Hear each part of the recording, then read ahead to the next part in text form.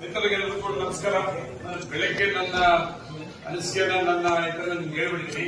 ಈಗೇನು ಹೇಳ್ಬೇಕಾಗ್ತದೆ ಅಂದ್ರೆ result announce ಆಗಿದೆ. ಎರಡೂ ಜಿಲ್ಲೆಯ ಈ ಡಿಸಿಸಿ ಬ್ಯಾಂಕ್ ಸಂಬಂಧಪಟ್ಟಂಗೆ 18 ಕ್ಷೇತ್ರಗಳಲ್ಲಿ ಈಗಾಗಲೇ 14 ಕ್ಷೇತ್ರಗಳು ಡಿಕ್ಲೇರ್ ಆಗಿದೆ. ಇನ್ನು 4 ಕ್ಷೇತ್ರಗಳು ಕೋರ್ಟ್ ಇದರಲ್ಲಿ ಪೆಂಡಿಂಗ್ ಇದೆ. ಆ 4 ಕ್ಷೇತ್ರ ಕೂಡ ಕಾಂಗ್ರೆಸ್ ಆಗ್ತದೆ. ಈಗ ಕೋಲಾರ ಕೂಡ ಅಷ್ಟೇ.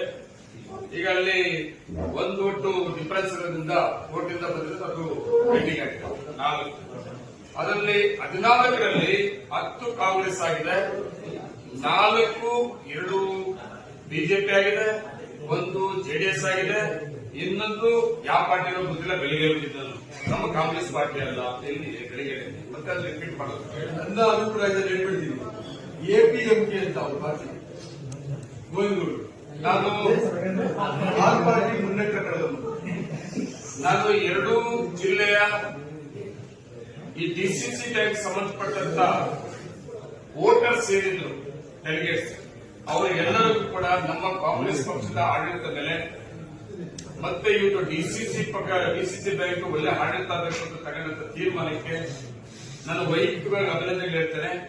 ಅದರ ಜೊತೆಗೆ ನಾನು 2 ಜಿಲ್ಲೆಯ ನಾಯಕರಿಗೆ ಒಂದು ಧನ್ಯವಾದ ಕೂಡ ಹೇಳ್ಬೇಕಾಗ್ತದೆ. ನನ್ನ ವೈಯಕ್ತಿಕವಾಗಿ ಏನಂದ್ರೆ ನನಗೆ 3 ಸೀಟನ್ನ ಡಿಸಿಸಿ ಬ್ಯಾಂಕ್ ಬರೋದಕ್ಕೆ ಅವಕಾಶ ಮಾಡ್ಕೊಡ್ತೀನಿ. 2 ಜಿಲ್ಲೆಯ ನಾಯಕರು, ಒಂದು ಅದರ್ಸ್ ಅಭ್ಯರ್ಥಿ ನನಗೇ ಬೇಕು ಅಂತ ಕೇಳಿದ್ದೆ. ಗೋವಿಂದಗೌಡರ ಮೇಲೆ ಮಾಲೂರು ತಾಲೂಕಿನ ಪಿಎಲ್ಡಿ ಬ್ಯಾಂಕಿನ ಅಧ್ಯಕ್ಷರಾದ ಪಾಲ್ಗೆಲಿ ಶ್ರೀನಿವಾಸ್ ಅಂತ ಕೇಳಿದ್ದೆ.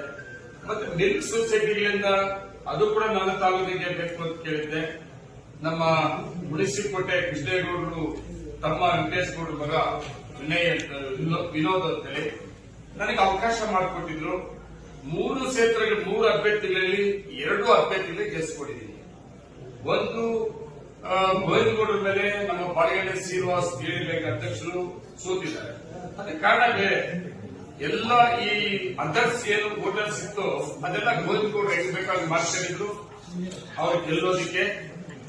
ಆದ್ರಿಂದ ನಾವು ಸೋತಿದ್ವಿ 1 ಅಭ್ಯರ್ಥಿ.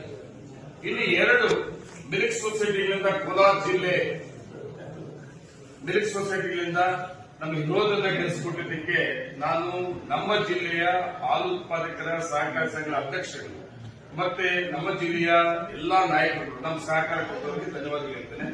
ಮತ್ತೆ ನನ್ನ ತಾಲೂಕಲ್ಲೂ ಕೂಡ 14 ಸಹಕಾರ ಪತ್ತಿನ ಸಂಘಗಳಿತ್ತು. 14ರಲ್ಲಿ